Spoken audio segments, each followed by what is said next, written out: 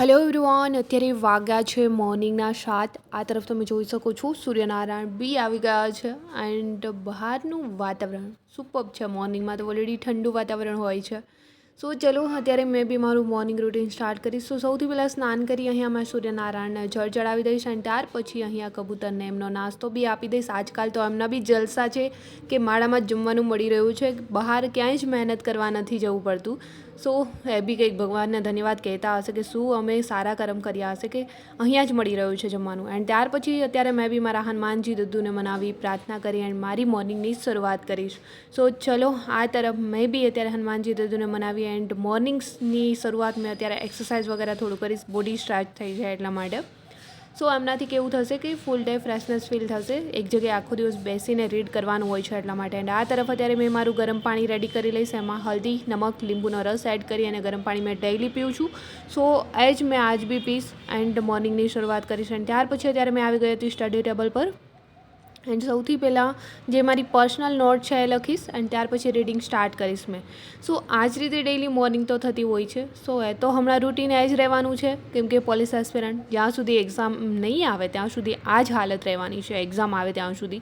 સો ચલો અત્યારમાં જ મેં મારું મોર્નિંગ તો સ્ટાર્ટ કરી દીધું છે। આઈ હોપ કે તમે લોકો ડેઈલી મોર્નિંગથી જ રીડિંગ સ્ટાર્ટ કરી દેતા હશો અને જે લોકો લાઇબ્રેરીની અંદર રીડ કરી રહ્યા છે તો ડેઈલી લાઇબ્રેરી જઈને મોર્નિંગથી જ પહોંચી જતા હોય છે, નહીં તો લાઇબ્રેરીમાં જગ્યા બી ન મળતી હોય ઘણીવાર, પ્રાઇવેટ છે તો ઓલરેડી મળી જાય। સો આ રીતે મેં મારા ફ્લેટ પર જ રીડ કરી રહી છું કેમ કે મેં ઓલરેડી ફ્લેટ રાખ્યો છે જ એટલા માટે કે મેં અહીંયા જ રીડ કરી શકું, ક્યાંય બી લાઇબ્રેરી ન જવું પડે। લાઇબ્રેરીમાં કેવું થશે, 1-2 દિવસ જઈએ પછી જવાની ઈચ્છા બી નથી થતી, આવવા જવાનો સમય જતો હોય છે એન્ડ આવા ધૂમ તડકાના દિવસોમાં ક્યાં જવું, બપોરે જમવા જવાના ટેન્શન। સો એટલા માટે મેં જ્યાં ફ્લેટ રાખીને રહું છું ત્યાં જ એટલી શાંતિ છે, ન તો કોઈની ખલેલ છે। સો મેં આખો દિવસ અહીંયા જ રીડ કરું છું। અત્યારે મોર્નિંગમાં મેં હિસ્ટ્રી રીડ કરી રહી છું। હિસ્ટ્રી ઓલરેડી થઈ ગયું હતું બટ અત્યારે ફરીથી જ મેં સ્ટાર્ટ કરી દીધું છે, હવે તો સમય મળી ગયો છે। સો બધા વિષયો ફરીથી રિવાઇઝ કરી શકીએ છીએ અને રીડ બી કરી શકીએ છીએ, વાંચ્યું જ નથી તો વાંચી બી શકાય છે। સો સૌથી પહેલાં કાલે મેં સિંધુ ઘાટી સભ્યતા સ્ટાર્ટ કરી હતી, એ ફિનિશ થઈ ગઈ છે। આજે મેં કરી રહી છું વૈદિક યુગ। સો ચલો એ બી મેં અત્યારે કન્ટિન્યુ કરીશ। અત્યારે થઈ ગયો તો બપોરનો સમય, મારું જમવાનું કંઈક આ રીતે થઈ ગયું છે રેડી ગાઈસ। અત્યારે જમીને મેં ફરી બેસી હતી રીડ કરો, બટ અત્યારે મેં નીચે બેસી રીડ કરીશ કેમ કે ચેર પર બેઠા બેઠા આખો દિવસ પગ ચકરાઈ જાય છે, સો એટલા માટે। એન્ડ અત્યારે મેં લઈને બેસી ગઈ છું ice magic current affairs print મેં જે કઢાવેલી છે વીક 7। સો એ જ અત્યારે મેં રીડ કરીશ, કરંટ અફેર્સ જોડે જ મારું રીડિંગ છે અત્યારે મેં સ્ટાર્ટ કરીશ। આ રીતે કરંટ અફેર્સની પ્રિન્ટ તમે બી નીકાળી શકો છો, ટેલિગ્રામમાં ઓલરેડી PDF આપેલી હોય છે વીકલી। તો ચલો મેં બી અત્યારે આ જ રીડ કરીશ।